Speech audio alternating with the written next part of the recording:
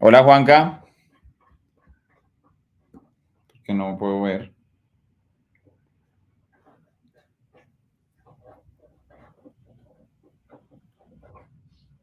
Banners. Hola Juanca, ahí te oigo, ¿tú me oyes? Sí, sí, ya te escucho, ahora sí. Pero ¿por qué no me puedo subir a pantalla? Déjame, miro a ver qué pasa. Un segundo. Agregar al escenario. Ya, Ah, es que el logo de Legacy estaba tapando todo, parece. sí. Nos toca es cambiar este fondo de poder sin límites. Voy a quitarlo. Mm, Los dos que están en vivo somos tú y yo. somos los dos nomás, no hay nadie más. Y no estamos en. Ah, ¿tú lo mandaste en vivo de una vez? Ah, sí, sí, porque faltan 5. Ok, ok, está perfecto, está perfecto. Si yo me bajo de pantalla, tú me escucharás, ven, yo. No. No, nada. No, Bueno, no, no, no. Mira acá, marca. Ah, pero mira acá, marca tan. Superposición. Ah, videos, cuenta regresiva, Legacy Intro, LoveNet. Chévere. sí, Impact 2.0. Ah, ese Impact 2.0 también hay que ponerlo. sí, claro, ahí está todo listo. Nos toca es cambiar el fondo que estamos teniendo ahorita.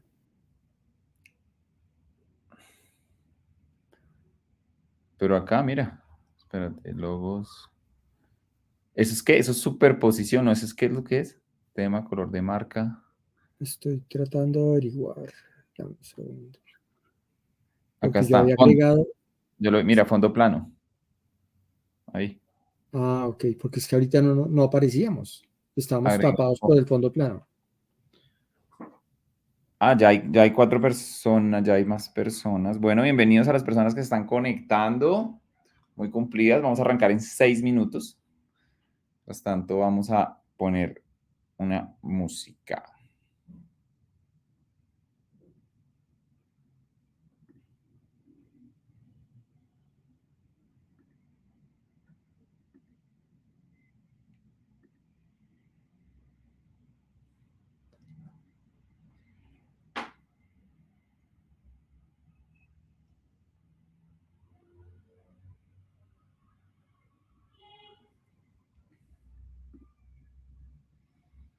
Cama, ¿cómo estás? ¿Quién más? Chévere si la persona por chat nos puede saludar.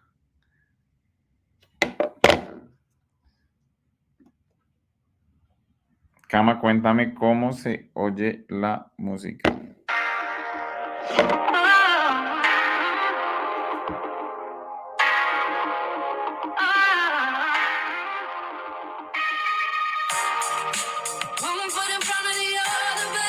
Sí, Gris, muy buenas noches.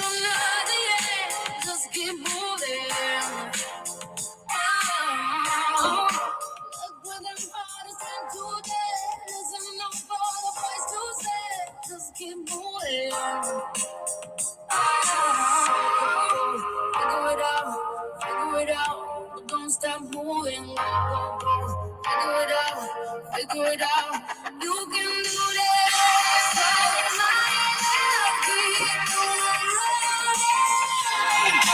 Gotta get through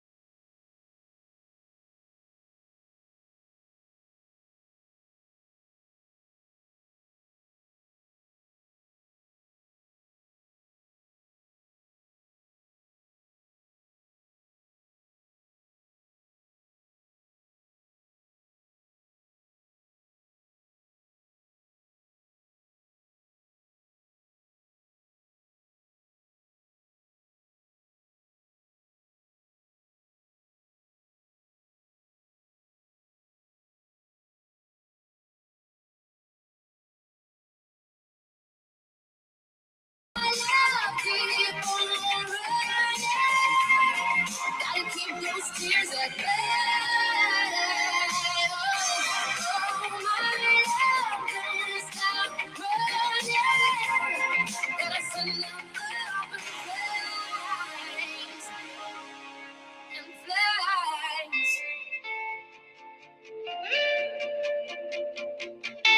We go hide away in daylight. We go undercover, wait out the sun. Got a secret side in plain sight. Where the streets are empty, that's where we run. Everyday people do everyday things, but I can't be one of them. I know you hear me now. We are a different kind. We can do anything. We could be heroes.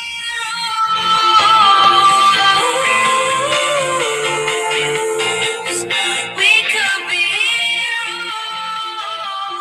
Me and you. We could be heroes.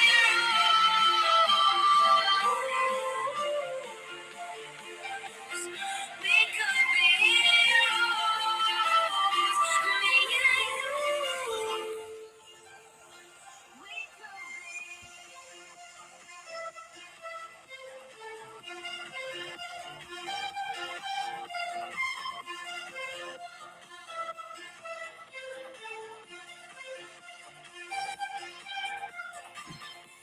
Anybody's got the power. They don't see it 'cause they don't understand. Spinning round and round for hours. You and me, we got the world in our hands. Everyday people do everyday things, but I can't be one of them. I know you hear me now. We are a different kind. We can do anything. We could be heroes.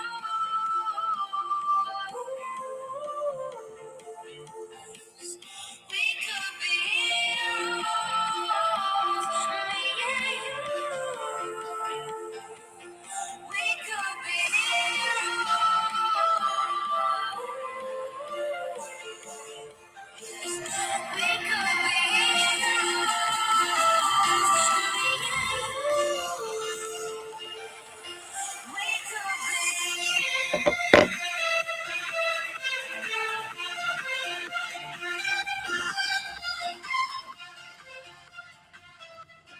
Bueno, muy buenas noches a todas las personas que estamos acá. De verdad, bienvenidísimos, bienvenidísimos. Hoy tenemos un súper invitado y ante todo, bueno, los invito a que ya mismo promuevan a las personas que quieran recibir esta información poderosísima por esta gran plataforma de StreamYard de Legacy Movement. Entonces ya veo ahí que en los chats estamos llamando más personas. Nos encanta arrancar súper puntuales. Ya nuestro invitado está acá en estudio porque hoy tenemos de verdad una noche muy, muy especial. Acuérdate que esto hace parte del sistema Legacy Movement. Todos los martes tenemos emprendimientos y finanzas personales. Y uno de los temas que realmente nos apasiona es el tema de las propiedades, finca raíz. Y hoy tengo, ¿verdad?, el honor, en un segundo acá, ya voy a Team. Listo, Juanca, eso ya está en estudio, en vivo y en directo. Muchas gracias, Fede. Un gusto estar aquí con ustedes. Súper. Bueno, miren, yo quiero presentarles a Juan Camilo. Quiero, 7 y 2 minutos. A mí me encanta ser súper puntual. Usted sabe, imagínense, estudiando, primero hijo de mi mamá que llega siempre temprano a todo y después estudiando en colegio suizo, pues nos enseñaron que la puntualidad es clave, ¿o no? Clave, eso sí es lo primero. 7 en punto. Estaba yo aquí atento a empezar con ustedes. Eso. Acá, bueno, ya cada vez vamos más personas conectadas, pero vamos a arrancar de una y ante todo, bueno, primero, Juanca, estamos súper agradecidos en nombre de todo Legacy Movement. De verdad, estamos súper agradecidos por sacar este tiempo. Juanca estuvo en Manifiesta 2024, en este evento maravilloso, en un panel financiero, rockeó totalmente, todo el mundo se quedó con ganas de saber más, de aprender más. Y déjeme decirle que yo conocí a Juan Camilo Sardiarraga el primer día de universidad, el primer día en la Facultad de Administración, me acuerdo. Yo le dije a mi prima, necesito un sitio donde hacer una fiesta. Ella me dijo, te tengo la persona que tiene los sitios más grandes en Bogotá y podrían hablar. Nos presentó y ahí arrancamos. Me acuerdo, arrancamos una gran amistad. Yo sobre todo estoy muy agradecido, Juanca, porque usted ha sido un mega mentor. O sea, eso no, yo no sé, usted sabe, pero usted es famoso a nivel latinoamericano porque en todas mis conferencias de inteligencia financiera cuento varias de sus historias. No, muchísimas gracias, Fede. Es un honor que me diga eso. La verdad que me siento muy honrado, Fede. Entonces, Juanca, cuéntenos, no, cuéntenos un poco su historia. ¿Dónde nació? ¿Dónde viene? Bueno, esto es una historia, la historia del emprendimiento, ¿no? Porque la historia de todo, historias personales de emprendimiento de todo tipo, ¿no es cierto? Vamos a hablar de emprendimiento ahora. Eh, y les voy a contar, es una partecita de esta historia, pues son 25 años como emprendedor o más, si contamos desde que vendía dulces o sándwiches en el colegio. Así que Yo estoy seguro, Juanca, yo siempre que empiezo las conferencias de inteligencia financiera dijo, ¿quién vende dulces en el colegio? Y varios levantan la mano. exacto, entonces yo diría que las primeras personas que me ayudaron a mí en el trabajo fue cuando tal vez tendría unos 10 años y de repente vendía dulcecitos Kraft y a mis vecinos les pagaba con dulces para que me ayudaran a vender más dulces, entonces era como... Pero bueno, les voy a contar un momento de inflexión, ¿no?, en mi vida empresarial. Yo creo que muchos de nosotros nos enfrentamos a ese momento en algún momento de la vida y les voy a compartir ese momento para mí. Era cuando yo estaba todavía estudiando en la universidad y estaba trabajando gracias a una beca que me gané cuando era estudiante en Procter & Gamble. Procter & Gamble era una compañía, o es una compañía importante de consumo masivo, y yo había obtenido la práctica para trabajar allí. Ya estaba en mi último semestre, llevaba unos 7 meses en la empresa y estaba para graduarme, pero para esa época yo también ya había iniciado otros proyectos empresariales. Entonces me dijo en ese momento, quien era mi jefe, que si yo me quería quedar trabajando en la compañía. Yo trabajaba en el área de mercadeo y yo creo que el único que se emocionaba vendiendo detergente en el mundo era yo. Yo me emocionaba vendiendo Ariel y Rindex, y esas eran las marcas de esa época. Tanto pues que creo que hice un buen trabajo y mi jefe de la época me dijo que me ofrecían un trabajo en esa época en Venezuela, donde quedaba la casa matriz de Procter & Gamble, para ir a trabajar allá como expatriado. Yo tenía 22 años y tenía sobre la mesa una oferta difícil de rechazar, que era irme como expatriado a trabajar a Caracas, en la época en que Caracas era un Caracas distinto al de hoy. Era el Caracas bollante y donde pues estaban muchas de las multinacionales importantes con su casa matriz. Pero al mismo tiempo yo ya tenía unos negocios andando, unos negocios de entretenimiento andando, y tenía una decisión muy difícil que tomar, y era seguir el mundo corporativo o seguir el mundo emprendedor.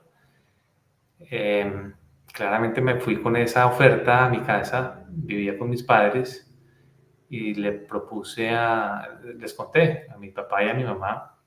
Uno de ellos me decía que no importaba si yo vendía empanadas en una esquina o lo que fuera, pero que fuera emprendedor. Y el otro de ellos me decía que cómo era posible dejar pasar la oportunidad como esta de irme a trabajar con una multinacional y tener una carrera corporativa. Les confieso que aún sueño con ese momento, ¿no? Aún digo, ¿qué hubiese pasado si yo hubiese seguido el mundo corporativo? Y pues la verdad es que no tengo ni idea, es uno de esos momentos coyunturales de la vida. Pero les puedo contar el momento en que tomé la decisión. Entonces, claramente tenía mi papá y mi mamá con opiniones diferentes, que en ese momento mis padres eran mis referentes. Entonces era difícil tomar una decisión o tomar partido. Entonces lo que hice fue que el domingo, antes de firmar contrato el lunes, le pedí al que era mi jefe de la época, una reunión o que nos viéramos. Éramos relativamente cercanos y él me recibió en su casa. Nos tomamos un par de cervezas en su casa en el domingo Y le conté, hombre, tengo esta situación, yo tengo unos negocios de entretenimiento. Él ya sabía de todas maneras que eran exitosos y la verdad no sé qué hacer. Y él me contestó o me dijo lo que yo tenía que saber y me dijo, mira, sigue tu instinto. Si yo hubiese tenido esa oportunidad que tú tienes hace 25 años, probablemente hubiese seguido el camino emprendedor. Él era el gerente general de Procter & Gamble Colombia en esa época. Wow. Había tenido una carrera exitosísima en el mundo corporativo, había viajado por varios países. Y yo era, pues, tal vez como el mentee, digamos, de él, y él mi mentor. Y él tenía una vida empresarial corporativa exitosa, pero tal vez una vida personal no tan exitosa. En el sentido en que al trabajar tanto en el mundo corporativo había sacrificado muchísimo de su tiempo libre para compartir con su familia. Y eso lo llevó a tener que dejar a su mujer y bueno, ser muy exitoso en su vida corporativa, pero no tanto en la vida personal. Con la frase de sigue tu instinto, me dijo todo lo que yo tenía que saber. Seguí mi instinto y al día siguiente llegué a la oficina y le di un abrazo a mi jefe y le dije, oiga, muchas gracias por ayudarme a tomar mi decisión, pero sigo por mi cuenta, me voy a la calle. Muy difícil. Yo me acuerdo de esa época porque tengo una imagen grabada. Usted en IA segundo piso, creo que no dormía en esa época, porque acuérdese, tenía un negocio muy grande en La Calera, montó un bar, este bar en que se volvió el bar de moda en Bogotá, tenía la universidad y tenía la pasantía en Procter & Gamble y yo me acuerdo de verlo, creo que estaba agotado de tanto trabajo. Estaba agotado. En esa época estaba de moda Red Bull. Yo llevaba Red Bull a la nevera de la oficina de Procter & Gamble porque literalmente es una de esas cosas que uno solamente puede hacer a los 20 años. Es seguir derecho desde el miércoles hasta el sábado. Yo iba a la oficina a punta de Red Bull los jueves y los viernes y un día me dijeron que yo estaba llevando bebidas prohibidas a la oficina. Acuérdense que Red Bull no era conocida, ¿no? Mi salida a esa pregunta fue, pues imagínense que el fundador de Red Bull es un ex Procter & Gamble. Ah, wow. Y eso no es ninguna bebida prohibida. Pero bueno, es parte de la anécdota que aquello por lo que me estaban señalando en ese momento era una bebida fundada, era una bebida que había creado un ex Procter & Gamble. Pero qué chévere esto que dice el instinto, porque si vamos a este tema muy de, no sé, digamos, de la esencia del emprendedor, hay personas que trabajamos por libertad, ¿no? O sea, creo que valoramos muchísimo la libertad. Y pues el emprendedor sí yo creo que es mucho más duro el camino, pero es mucho más gratificante y finalmente da eso, ¿no? Da como libertad de poder escoger. Totalmente, Fede. Usted acaba de decir mi palabra favorita en el mundo. Libertad. Yo creo que no hay otra palabra que yo valore más que libertad. Y literalmente es mi favorita. El poder hacer lo que uno quiera con el tiempo, que es el activo más valioso que uno tiene,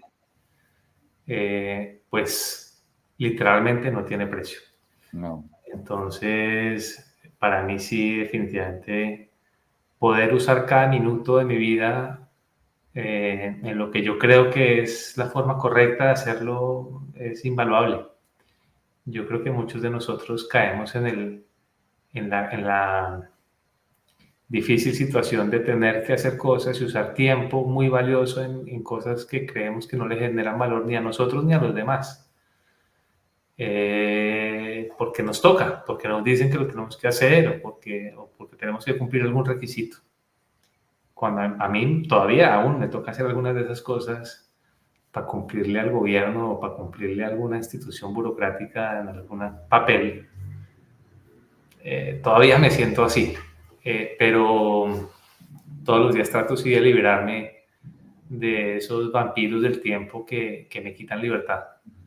Juanca, yo no sé si usted se acuerda de una gran lección que usted me dio. Yo era proveedor de Juan Camilo, en diferentes cosas, el call center, los promotores, no me acuerdo. Y un día usted coge y me siente y me dice, además me acuerdo la cifra, porque fue muy loco, me dijo, le pagó 10 millones y usted se viene a trabajar tiempo completo a manejar el call center, a manejar los promotores, a mí me imaginan 1000 cosas.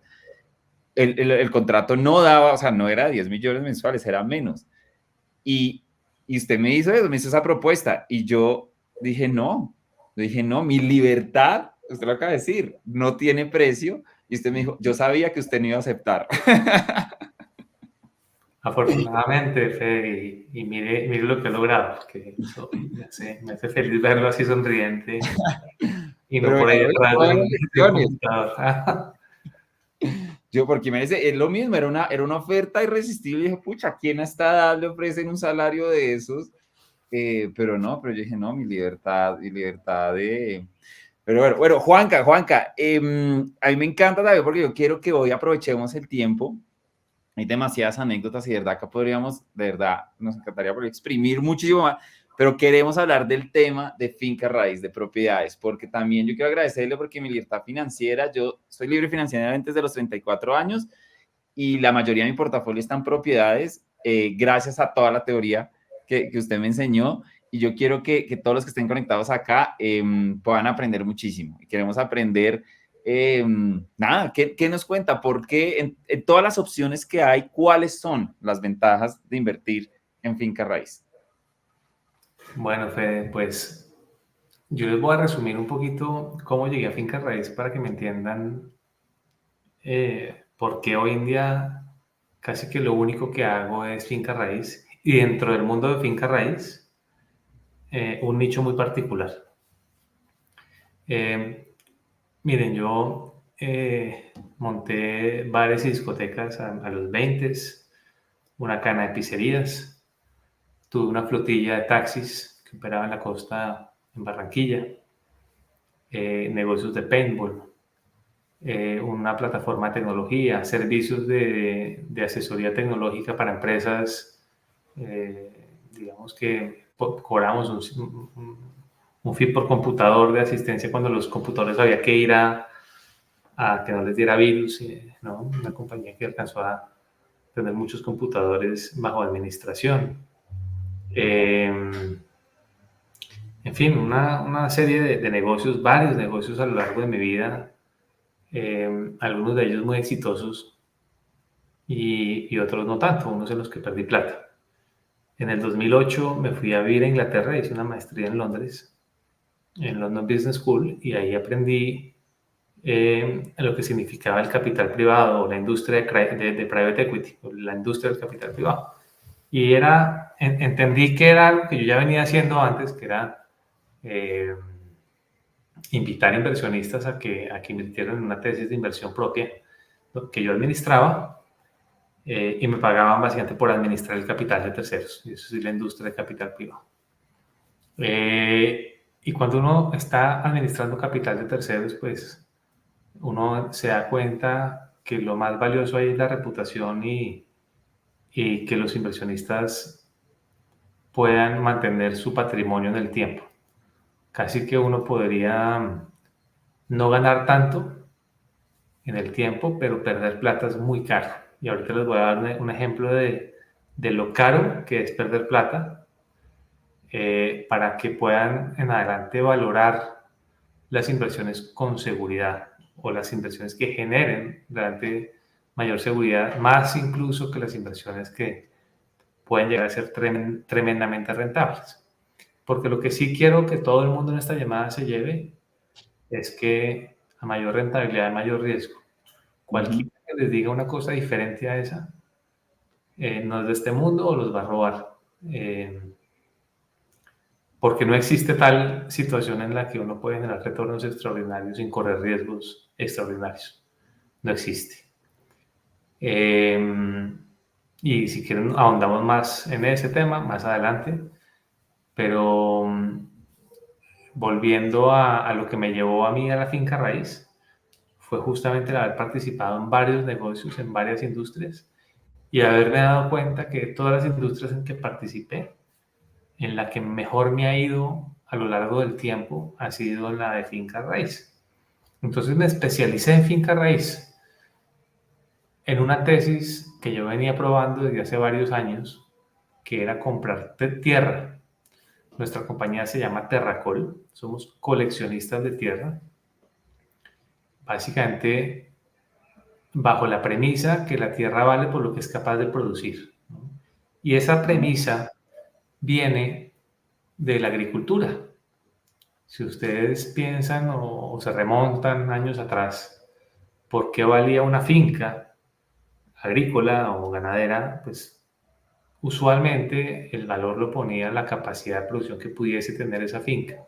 ¿Qué tanto yo podría sacar de un terreno? Llevado eso al contexto urbano, funciona muy parecido, que es si yo tengo un lote en Bogotá o en una ciudad de Colombia o en cualquier lugar del mundo o en una zona metropolitana, la pregunta que yo me tengo que hacer es ¿qué tanto puedo producir yo con ese predio, con ese lote? Entonces yo tengo varias opciones con un lote. Yo puedo construir un piso, puedo construir 2, puedo construir 10 pisos o 100 pisos, como un rascacielos en algunas de las ciudades principales del mundo. Sin embargo, una de las cosas que quiero dejarles aquí es sembrarles la espinita de que investiguen un poco si realmente construir hacia arriba vale la pena o no. Mi conclusión es que no. Es decir, que nuestras inversiones en tierra se centran en comprar terrenos que a lo más tengan un piso o 2 y evitamos construir edificaciones altas o con muchos pisos. Si tú tienes un lote en Bogotá bien ubicado, muy seguramente se lo muestras a un arquitecto o a un ingeniero o un promotor y te va a decir que el mejor uso de la tierra va a ser hacer un edificio lo más alto posible de acuerdo a la norma. Y eso tiene sentido para el promotor, claro, porque el negocio del promotor no es un negocio de inversión en finca raíz. El negocio de un promotor es un negocio de inventario, es una fábrica.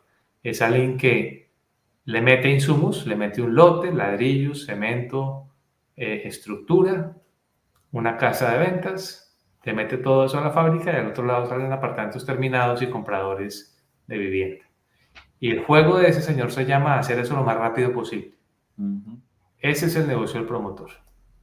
Entonces, se endeuda hasta que no le quepa una gota de deuda, lo más que pueda, se apalanca con los pagos que hacen los compradores mes a mes, con las preventas, se apalanca con los proveedores, es decir, los proveedores no le cobran sino más adelante en el tiempo, entonces no tiene que pagarle a los proveedores. Y todo eso termina haciendo que el promotor, poniendo una baja suma de dinero, termine teniendo una gran rentabilidad. Para ponerles un ejemplo clásico, un promotor puede poner 100 millones de pesos para hacer un edificio que vale 1.000 millones de pesos y ganarse, pues que los costos totales sean 900 millones de pesos y ganarse 100 millones de pesos. Para cualquiera suena muy bonito, ¿no? Uno se ganó El 100. el 100%, una rentabilidad tremenda. Pero ¿cuál es el riesgo que está corriendo ese promotor? Entonces, ahí es donde yo los invito a reflexionar sobre los riesgos que hay detrás de un desarrollo inmobiliario cualquiera. Juan, rápido, 2 puntos. En Bogotá, por ejemplo, los proyectos más grandes, varados, ¿no? 100 con séptima, de Bacatá, y uno dice, ¿cómo? Son promotores que simplemente tienen una gran oportunidad de apalancarse muchísimo, de vender unos proyectos ambiciosos, porque saben que al vender esos proyectos ambiciosos tienen unos retornos importantes poniendo muy poco dinero, ¿no? Entonces, yo les podría decir sin temor a equivocarme que si el negocio de ustedes o lo que están buscando es la protección patrimonial en el largo plazo, invertir en construcción no es el negocio, porque la construcción per se es un negocio riesgoso. Muy riesgoso. Hacer un desarrollo es un negocio riesgoso. Si el objetivo de ustedes es proteger el patrimonio, es preferible invertir en un activo que ya está rentando o estabilizado y ojalá ese activo no tenga nada hacia arriba. Les voy a poner un ejemplo de lo que a mí me gusta. Les voy a poner un ejemplo de una metrópoli, digamos Nueva York, que tiene edificios de 100 pisos, o incluso Bogotá, para no irnos muy lejos en Bogotá, en una zona densamente poblada como la 85 con 11 o algo así.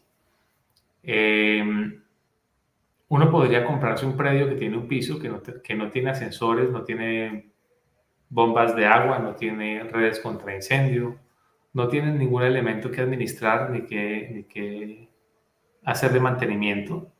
Y está uno comprando un predio que le está generando una renta y el predio, el terreno se está valorizando con el tiempo.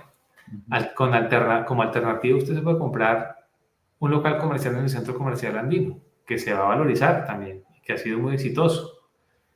Pero ese predio en el centro comercial andino tiene que pagar una administración, el centro comercial tiene que pagar una operación en general de todo lo que implica mantener los ladrillos y los equipos. Los ladrillos y los equipos que hay ahí metidos son activos depreciables, son cosas que dentro de 30 años no van a valer mucha plata. Es decir, que una bomba de agua metida en un centro comercial nueva hoy, dentro de 30 años, es probablemente una bomba de agua obsoleta. O sea que todos esos equipamientos en los que se invierte en la finca raíz hoy, diferentes al terreno, son depreciables, pierden valor en el tiempo. El único pedazo de la finca raíz que no pierde valor en el tiempo en el largo plazo es la tierra. Tierra. Es el terreno.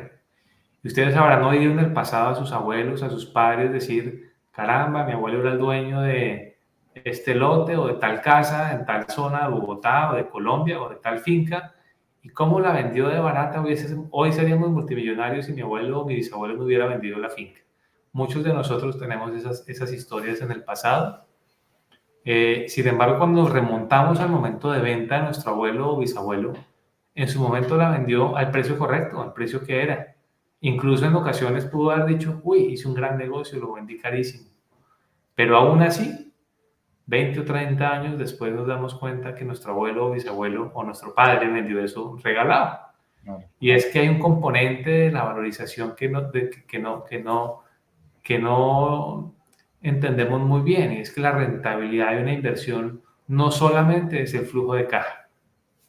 Yo les puedo hablar de una compañía, probablemente la compañía de inversiones más grande del mundo, que no genera flujo de caja, no genera ni un peso de flujo de caja. Sin embargo, quien administra es probablemente el inversionista más famoso del mundo.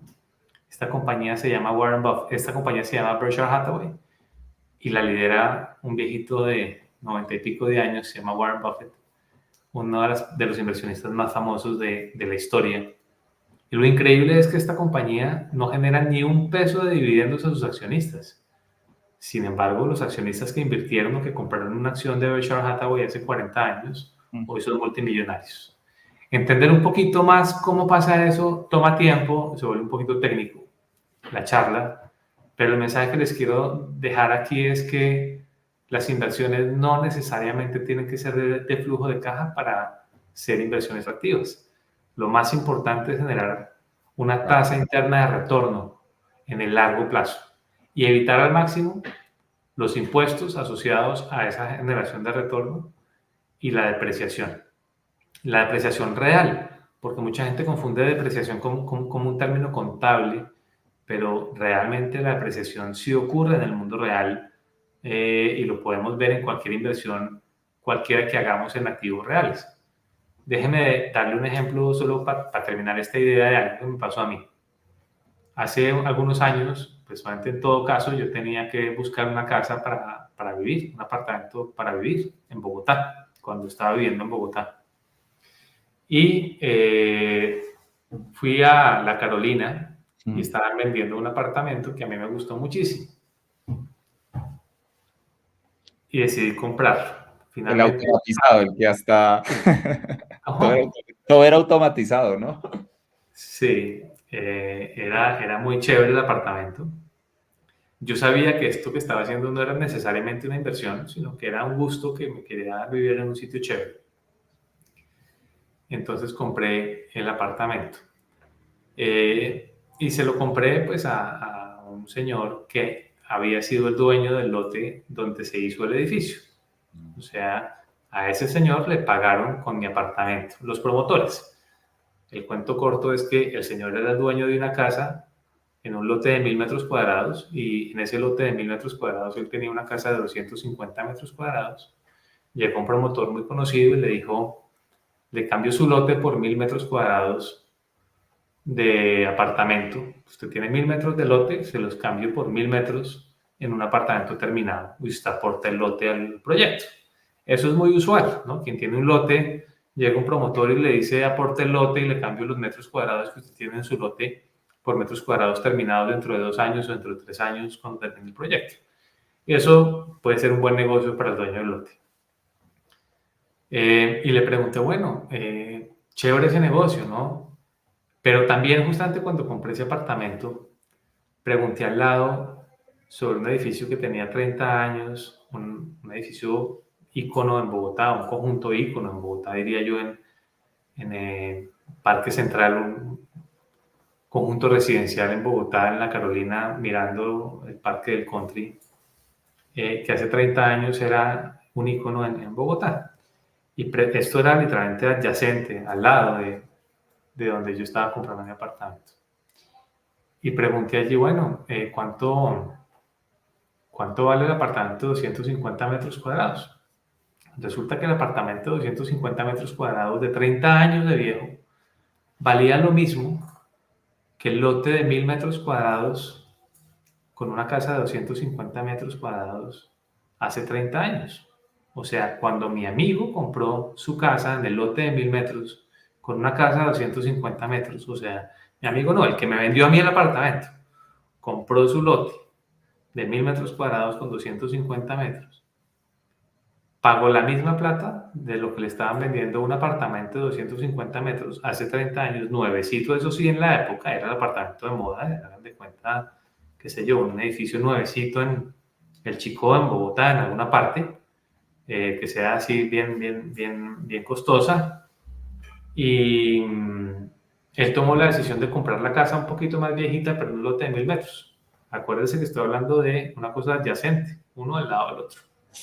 Pasaron 30 años y después de 30 años, mi amigo tenía un lote de 1000 metros en una casa de 250 metros que vivió y que disfrutó.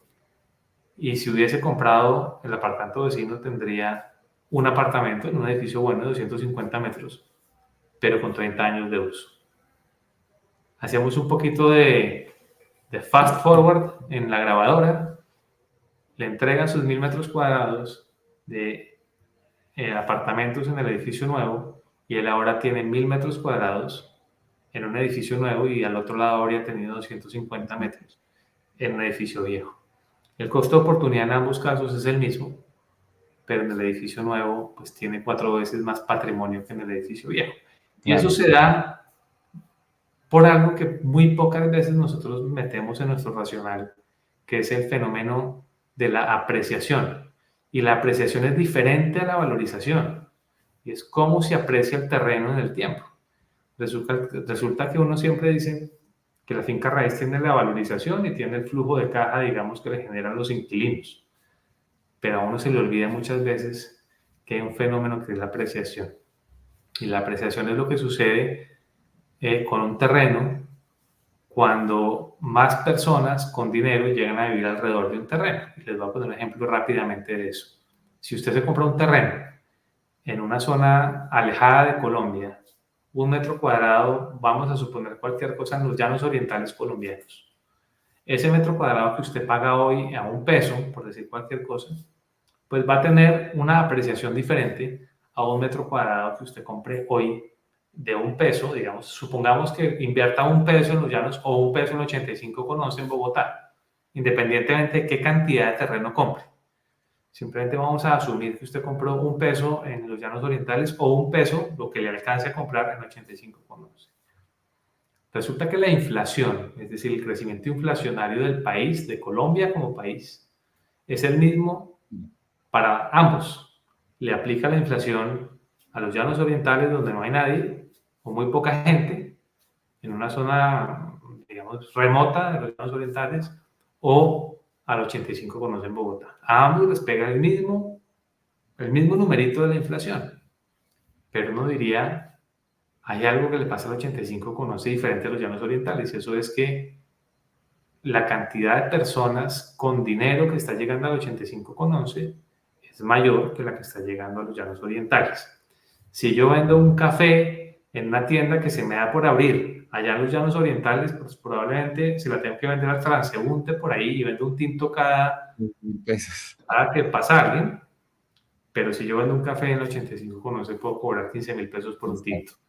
Entonces, ese fenómeno de la apreciación es lo que hace que eventualmente, a pesar que a ambos les aplica la inflación, a uno de ellos le está afectando el fenómeno de la apreciación mucho más que a otro. Y ahí es donde uno tiene que enfocarse. Entonces, la finca raíz no es solamente invertir en ladrillos, porque la gente dice, es que a mí me gusta invertir en ladrillos. Cuando yo oigo esa expresión, yo digo, no. Ladrillos es un error. Hay que invertir en tierra. Entonces, eso para resumirle un poquito lo que yo pienso en términos de finca raíz. Y solo para dejarles esta reflexión, en finca raíz uno se debe esforzar por maximizar los ingresos y minimizar los egresos de cualquier tipo, ¿no? Entonces, para uno es relativamente fácil estimar los ingresos. Si yo compro una propiedad y la arriendo, pues en teoría uno diría, bueno, yo tengo mi inquilino que me paga un arriendo y yo le paso una factura una vez al mes y ese es mi ingreso de flujo de caja. Y luego tengo la valorización, que es nada diferente a un componente de inflación más apreciación, que es lo que les acabo de mencionar ahorita, y entonces tengo un ingreso interesante.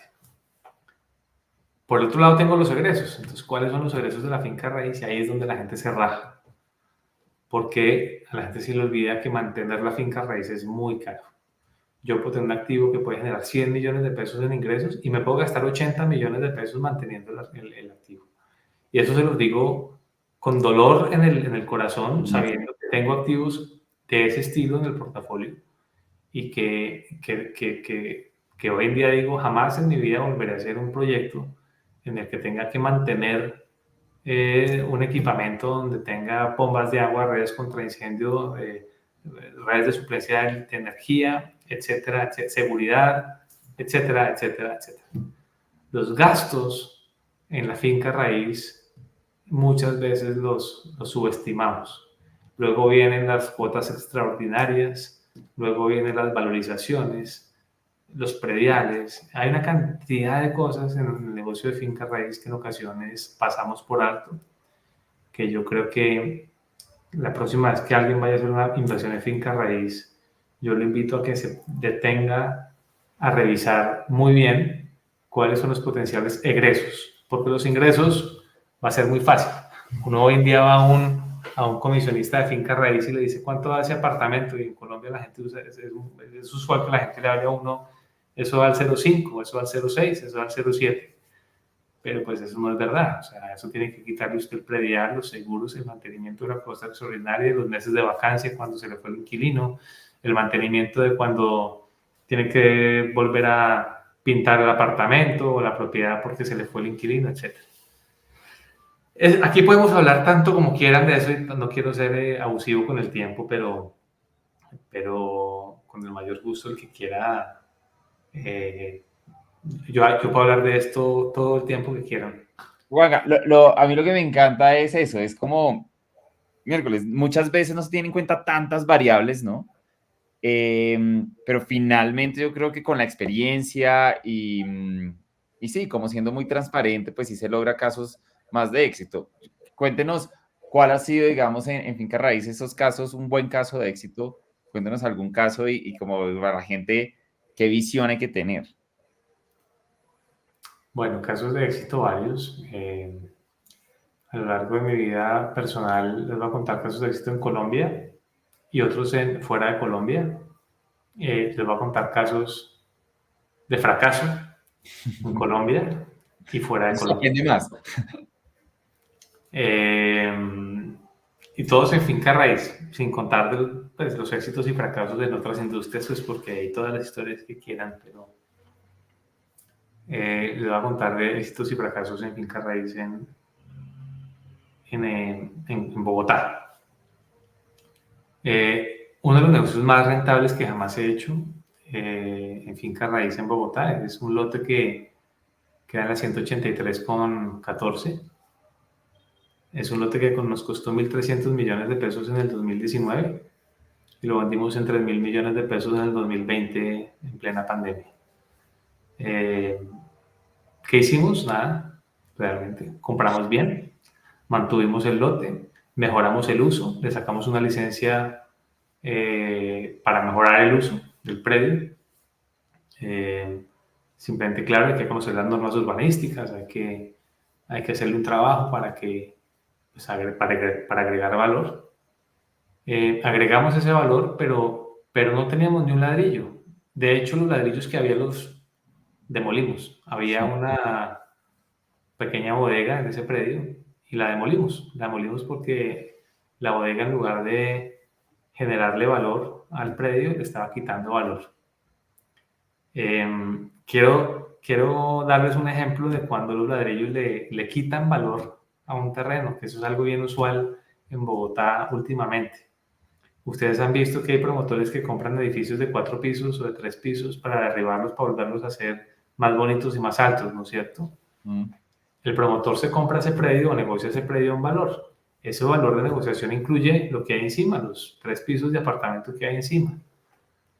Pero resulta que el promotor tiene que, después de que lo compra, entrar a gastarse un tarrado de plata en la demolición del edificio para arrancar apenas a hacer el edificio. O sea que la construcción realmente le está quitando valor al predio. Bueno. Ahí, con ese ejemplo, quiero que sea una idea que miércoles, en verdad, los ladrillos no solo puede que no le generen valor, sino que puede que le quiten valor al predio. Volviendo a aquel negocio, en un año larguito, casi año y medio, compramos en 1.300, vendimos en 3.000. Ha habido varios otros, tenemos clientes muy chéveres como motocicletas Yamaha, motocicletas Suzuki, tiendas de Uno, tiendas de decoración de atmósferas, distribuidores de vehículos de Renault, Grupo Éxito, algunas lavanderías que usan espacios donde nosotros invertimos y que hoy en día solamente tienen un piso. Yo creo que ese tipo de predios en el largo plazo han sido más rentables, casi todos sin apalancamiento están por el orden de unas tasas internas de retorno superiores al 15%, sin deuda. Entonces, cuando yo les hablo de sin deuda, hay veces que el inversionista de a pie, común y corriente, solamente está mirando la tasa interna de retorno, y yo los invito siempre a hacer una reflexión de cuando hagan una inversión, revisen qué tan endeudado está la inversión, o sea, el vehículo de inversión que yo tengo, ¿no? Entonces, uno en el mercado se encuentra con fondos o vehículos de inversión que le dicen a uno que la liquidez es del 15 o del 18, del 20, del 25%, pero a uno a ver realmente, y ese fondo tiene 20 o 30% de capital y un 70% de deuda. Entonces, pues la deuda es un peligro. Eso es a mi forma de ver la deuda. Algunos como Donald Trump o algunos otros dicen que la deuda, o Kiyosaki incluso, dicen que no tener deuda es un error. Yo tengo toda la data para respaldar porque la deuda tiene... Ahora pandemia, la lección tan impresionante que fue a la hora que piensen en este fundamento de la deuda. Hay instituciones, hay empresas como los bancos que se dedican a prestar plata. ¿Qué lo hace pensar a uno que uno va a ser más eficiente en la administración del dinero que un banco que se dedica a administrar dinero? Muy difícil ganarle al mercado. Pensemos en ese detalle, ¿sí? Los bancos, el negocio del banco es recogen dinero del público y se lo prestan a la gente, ¿no?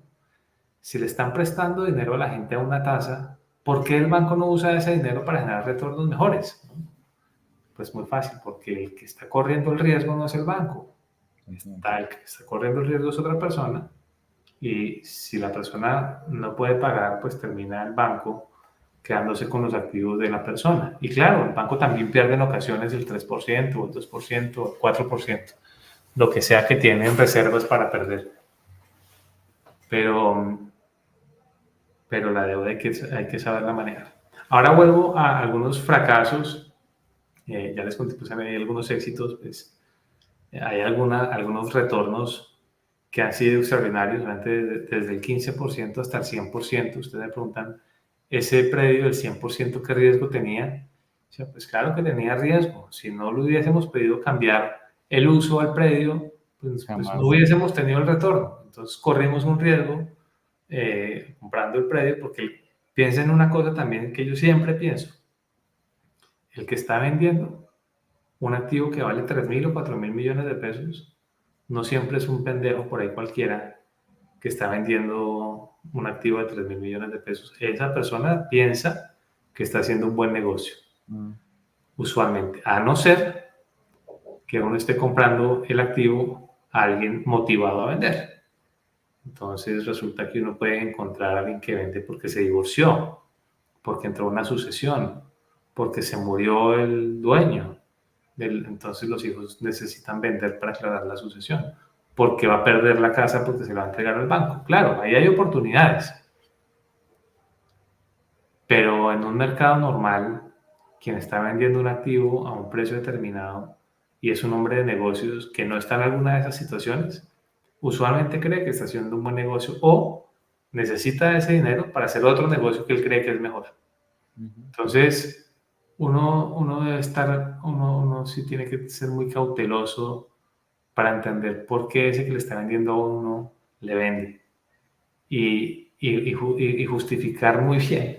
Yo ahorita les cuento una anécdota de una brutalidad que cometimos cuando yo estaba empezando, para que me entiendan esto que les acabo de decir, de estudiar muy bien el que vende, por qué vende. ¿Sí? Una vez teníamos un restaurante, había un restaurante muy conocido en Bogotá. El restaurante tenía varios puntos de venta y estaba vendiendo uno de sus puntos de venta. Yo dije, uy, qué brutos, están vendiendo un punto de venta muy bien ubicado. Y nosotros compramos ese punto de venta. Les resumo el cuento, perdimos toda la plata en ese proyecto. Simplemente creímos que el que vendía subestimamos al vendedor. Le estoy hablando de un proyecto que hice cuando incluso estaba yo en la universidad todavía. Es decir, hay que saber que cualquier persona que está en el mundo de los negocios puede ser más astuto o más brillante que uno. ¿Por qué se perdió? Con humildad. Sobreestimamos el mercado. Entonces es uno de esos mercados que la gente dice, no, esto funciona súper bien, y uno va y funciona súper bien. Y resulta que ese súper bien funciona solamente de lunes a viernes, de 11 de la mañana a 2 y media de la tarde, y el resto no vende ni un peso, porque los fines de semana no funciona, porque por las noches no funciona y porque la clientela cautiva era universitaria. Entonces uno dice, claro, si esta firma nacional cierra un punto de venta, pues qué bruto, si está en una zona que debería vender muchísimo. Claro, cuando uno es estudiante y uno es el consumidor, pues uno dice, pues yo consumo ahí todos los días, ¿cómo es que no les va a ir bien? Claro. Pues es una brutalidad, por eso les dije al principio que uno también comete brutalidades para ir aprendiendo y entendiendo cómo es este mundo. Simplemente el mensaje ahí es siempre que vayan a hacer una inversión, vayan con humildad, porque puede ser que el otro, a pesar que parezca que no sabe mucho, puede saber mucho más que uno.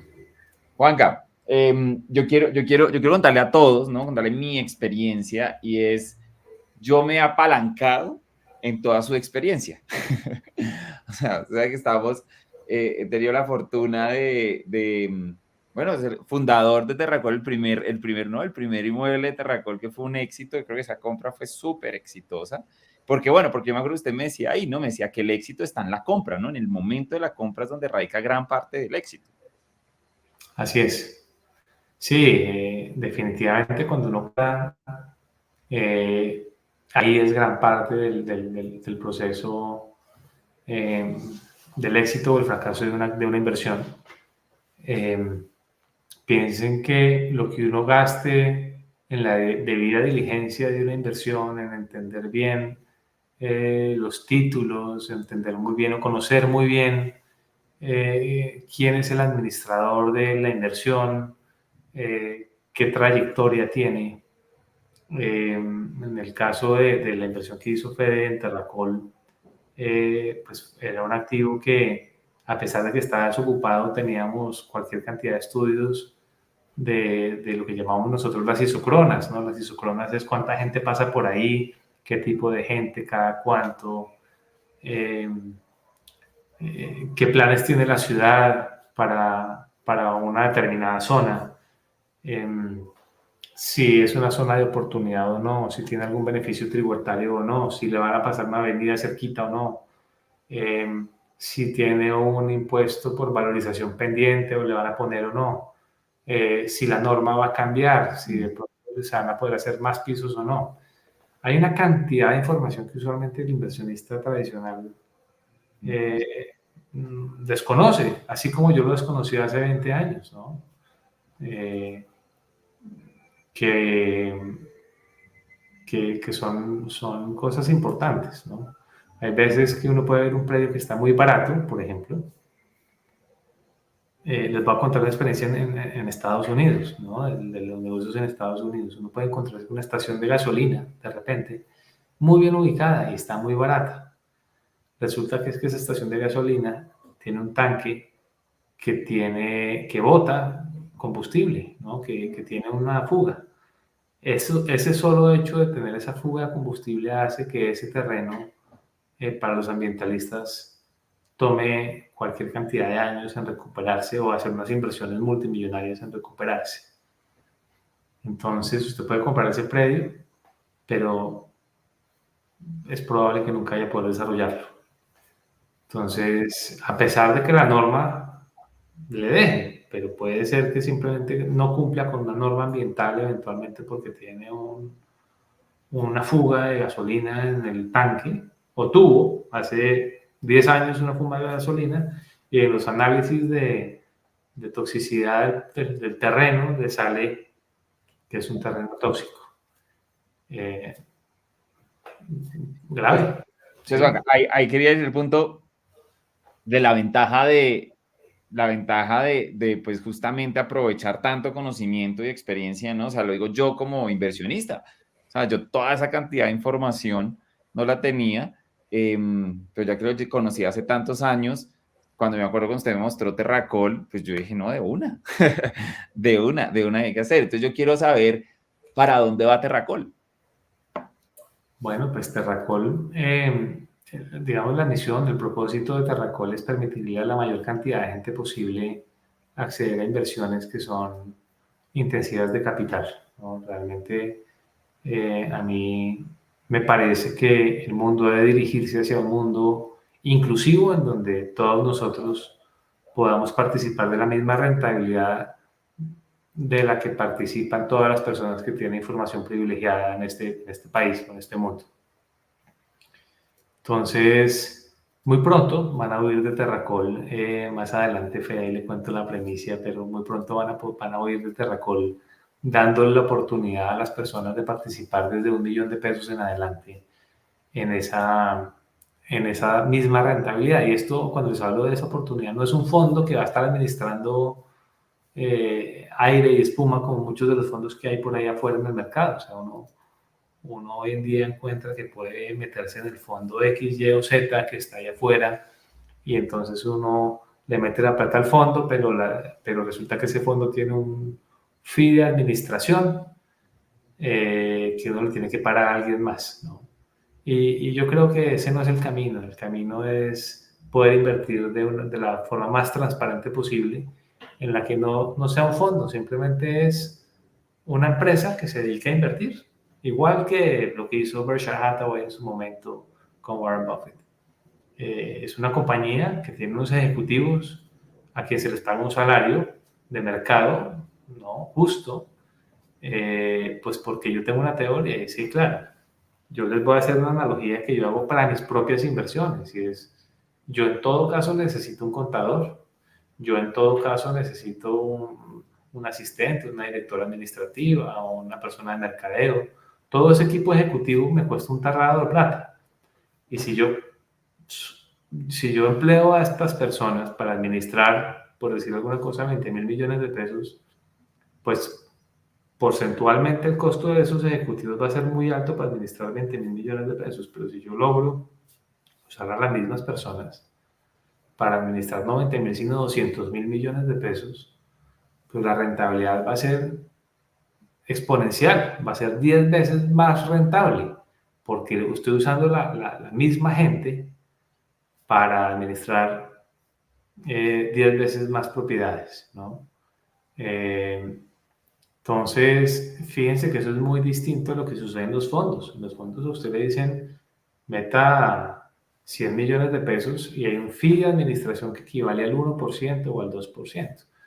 Resulta que es que el tercero está haciendo plata con ese fee de administración. O sea, el que le está administrando el negocio de quien administra es justamente el fee de administración. Entonces, él con ese fee de administración que recibe le paga a unos empleados y genera una utilidad propia. Y lo que muy pronto vamos a estar haciendo gracias a la autorización del mercado regulador colombiano y norteamericano, porque lo vamos a estar haciendo tanto en Estados Unidos como en Colombia, con la autorización de la Superintendencia Financiera Colombiana y la SEC, que es el equivalente a la Superintendencia Financiera en Estados Unidos. Las personas van a participar de una compañía que lo que hace es comprar tierra y coleccionar tierra y darle el mejor uso posible a esa tierra. Pero no le va a pagar fees a nadie. Ni le va a pagar,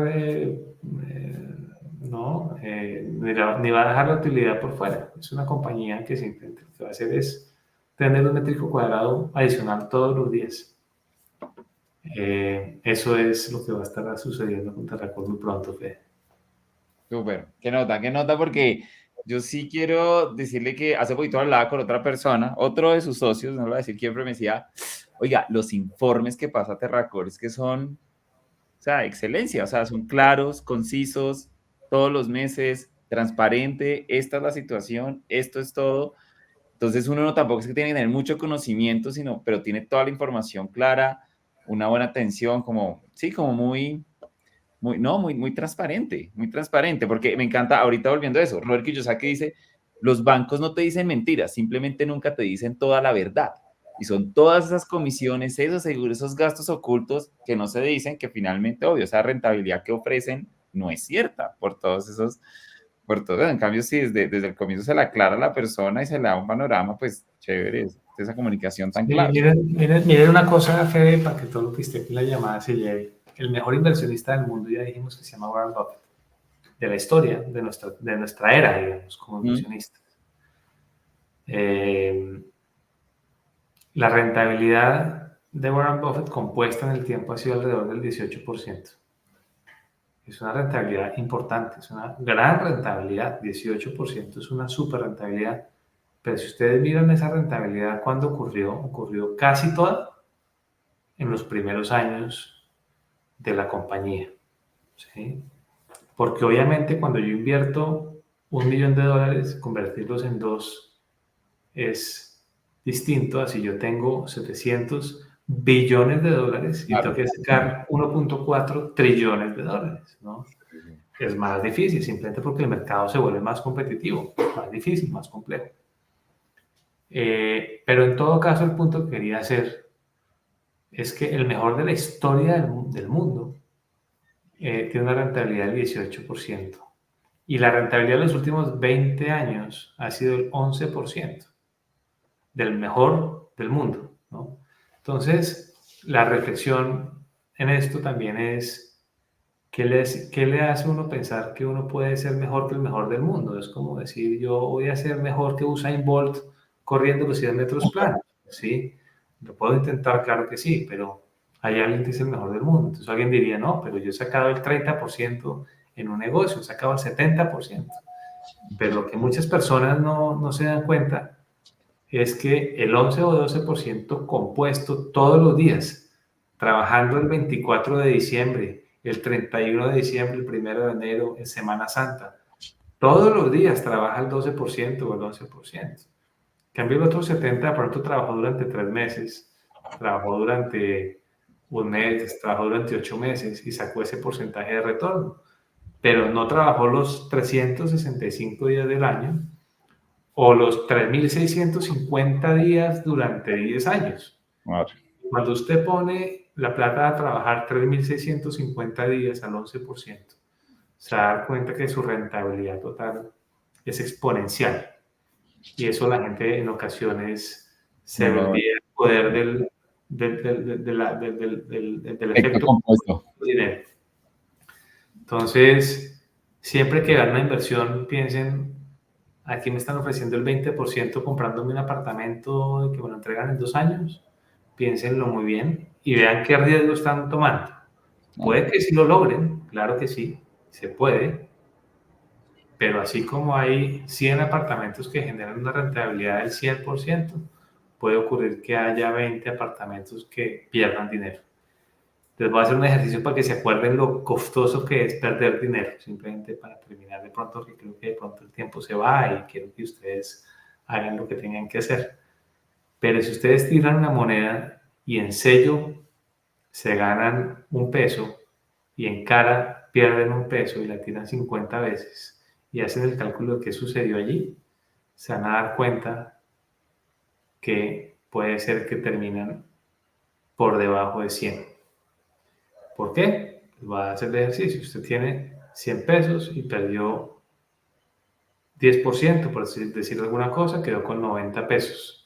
Y usted la vuelve y la tira y se ganó el 10%, ya tenía 90, su base es 90. Se ganó el 10%, 9. ahora tiene 99. O sea que perdió el 10, después se ganó el 10, pero no volvió al 100. Para poder volver al 100 necesita más del 10%. Entonces, perder siempre es más caro que ganar. Así que tengan cuidado con perder plata. Ese es el mensaje número 1. Es mucho más tranquila la vida ganándose el 10, el 2, el 13% estable que ganarse en unas el 30 y perder en otras el 15. Eso sí, al final de la historia se van a dar cuenta que las grandes fortunas no se hacen de la noche a la mañana. Cuando ustedes ven la fortuna de Elon Musk o la fortuna de Jeff Bezos y estos personajes, la fortuna de ellos no se hizo invirtiendo, solo para que lo tengan en mente. La fortuna de ellos se hizo trabajando. A ellos les paga un salario una empresa en acciones de una compañía. O sea, el negocio que hizo Elon Musk para convertirse en el trillonario del mundo, el camino a ser el trillonario del mundo, no es porque él haya invertido su dinero en algo, es porque él como empleado de Tesla, como presidente de Tesla, negoció con la junta directiva unas bonificaciones pagadas en acciones y resulta que esas acciones se han ido valorizando en el tiempo, ¿sí? Pero no es que Elon Musk sea mejor inversionista que Warren Buffett, solo para que se lo lleven ahí como ahí atrás en el pensamiento. Análisis. Juanca, mil gracias, mil gracias. Sabemos que hay demasiada información, pero uf, yo creo que yo acá tomé un montón de notas, espero que de verdad la gente haya tomado notas y seguimos, yo sigo 100% también siguiendo esa tesis de verdad, de crecimiento patrimonial, de un tema, mira, riesgo, rentabilidad, de tantas variables que hay que analizar y eso, y ser como muy prudentes, ¿no? Muy prudentes, no creer en estas cosas porque pues finalmente la experiencia lo ha demostrado. Entonces, de verdad, mil gracias. Estoy seguro que compartiremos más información. De verdad, felicitaciones por todo ese proyecto. O sea, Terracol, de verdad, siento que es un súper caso de éxito. Puedo ver en Estados Unidos también todo este crecimiento tan impresionante. Y bueno, y todo a su debido momento, entonces ya estaremos muy atentos de cuando todo este tema, digamos, toda legal, toda la superintendencia, todo esto se pueda hacer para que mucha gente, ¿verdad? Ojalá tenga en su estrategia, en su portafolio de inversiones, pues, tierrita. Todo el mundo va a poder coleccionar un pedacito de tierra desde Buenísimo. $1 millón.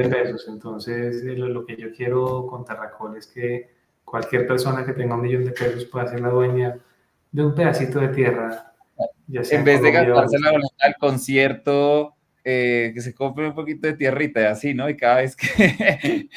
Que todos los días puedan tener un poquito más de tierrita y que todos los días puedan ir sumando terracoles. Yo lo llamo los terracoles, ¿no? Que si arrancan con un terracol puedan tener dentro de unos meses 2 terracoles o 3 terracoles o 10 terracoles, y cuando tengan de pronto 100 terracoles ya digan, caramba, ahora tengo un patrimonio que me sirve para poder pagar la universidad de mis hijos, o para irme de viaje, o para hacer cualquier cosa que les provoque. Excelente, excelente. Juanca, mil gracias, mil gracias. Nos vemos muy pronto. Sé que nos veremos muy pronto. Y bueno, no, verdad, en nombre de todo Legacy Movement, totalmente agradecidos, y que bueno, que este proyecto siga creciendo gracias a toda esa experiencia. Muchas gracias, Fede, por la invitación, y todas las veces que me quieran invitar a hablar de finca raíz o de inversiones o de otras cosas, con el mayor gusto. Dentro de lo que sé, pues me he dedicado a aprender a invertir mi dinero y el de varios inversionistas. Súper. Así que todas las preguntas que quieran, con el mayor gusto se las diré de todo corazón, con total transparencia, de una persona pues que lo único que busca es servir a la mayor cantidad de gente posible. Gracias, Juanca. De verdad, mil gracias. Ya sabes, yo a toda Latinoamérica, en todas mis charlas de conferencia de inteligencia financiera, he contado acá todas las anécdotas. Él es el famoso de gratificación diferida, que me enseñó eso tan importante que es, ¿no? La gratificación diferida, porque la gente quiere ya la inmediatez, y entonces también se gastan el 100% del salario. Bueno, no piensan en ese largo plazo que nos permite lograr libertad financiera. Así es, Fede. Gracias por la invitación de nuevo, y a todos pues será un gusto conversar con quien quiera.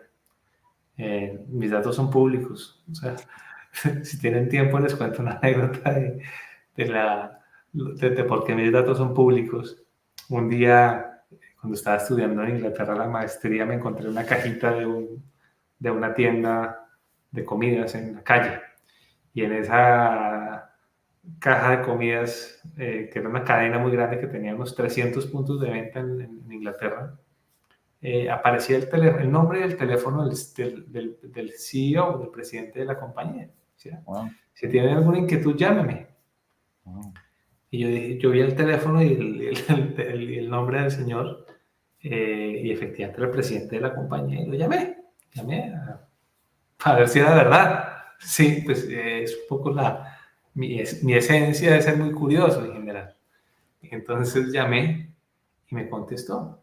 Y dije, jamás pensé que era verdad que me iba a contestar el presidente de la compañía. Y él me dijo, no me vas a creer, pero nadie nunca me llama. Wow, Y está increíble. en todas las cajas, en todas partes, de este restaurante muy, muy conocido en Inglaterra. Y eso yo dije, bueno, pues mi teléfono está en línea, está en todas partes. Tengo el mismo teléfono de hace 30 años, desde que salió el celular, creo. Y ahí está, así que con total confianza. Sí, total. Juanca, mil gracias. Nos vemos muy pronto. Vale. Saludos Ok. a todos allá. Vale, chao. Historia, chao.